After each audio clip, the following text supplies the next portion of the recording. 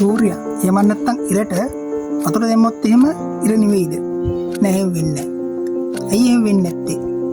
අපි එහෙම වෙන්නේ නැත්තේ ඇයි කියලා බලන්න මුලින්ම සලකා බලන්න ඕනේ අපි සාමාන්‍යයෙන් අත්දකින ගින්නකදී සිද්ධ වෙන දෙයි ඒකට සූර්යාගේ සිදුවෙන ගින්නේදී සිදුවෙන දෙයි අපි පොඩ්ඩක් ඇනලයිස් කරලා බලමු. මුලින්ම අපි කතා කරමුකෝ සාමාන්‍යයෙන් අපි අත්දකින ගින්නකදී සිද්ධ වෙන දේ.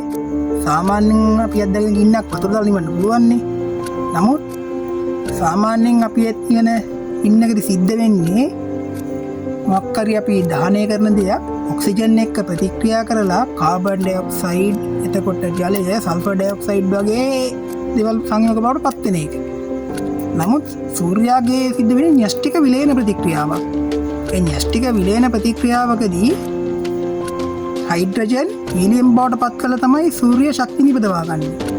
නමුත් සාමාන්‍යයෙන් ජලය සිදු කරන්නේ ජලය මේ ඒ ගින්නට දැම්මම ඒ ගින්නේ තියෙන උෂ්ණත්වය උරා ගන්න එක තමයි ජලය කරන්නේ. මොකද ජලයේ විශිෂ්ටතාවධාරීතාවය ඉතා ඉහළ අගයක් ගන්නවා. ඒ විශිෂ්ටතාවධාරීතාවය කියන්නේ ජලයේ සෙල්සියස් අංශක 1කින් ඉහළනම් උෂ්ණත්වය ඉහළනම් වන්න අවශ්‍ය වෙන තාප ප්‍රමාණය. ඒක විශාල අගයක්. ඒ නිසා තමයි ජලයේ ගොඩාක් වේ සිසිලන කාරක ද්‍රව්‍යයක් විදිහට සුදුසු වෙන්නේ.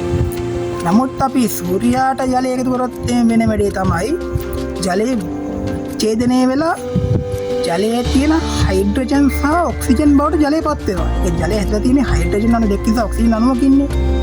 ඉතින් ජලය විච්ඡේදනය වෙලා O2 සහ H2 බවට පත් වෙනවා. දැන් H2 කියන්නේ සූර්යාට අවශ්‍ය වෙන ඉන්ධනය. දැන් සූර්යාට අවශ්‍ය වෙන ඉන්ධනය තව තවත් ලැබෙනවා කියන්නේ සූර්යාවේ ගින්න අඩු වෙනව නෙමෙයි තවත් වැඩි වෙන එකයි වෙන්නේ. ඒක තමයි සූර්යාව ජලයේ දාලා නිවන්න බැරි.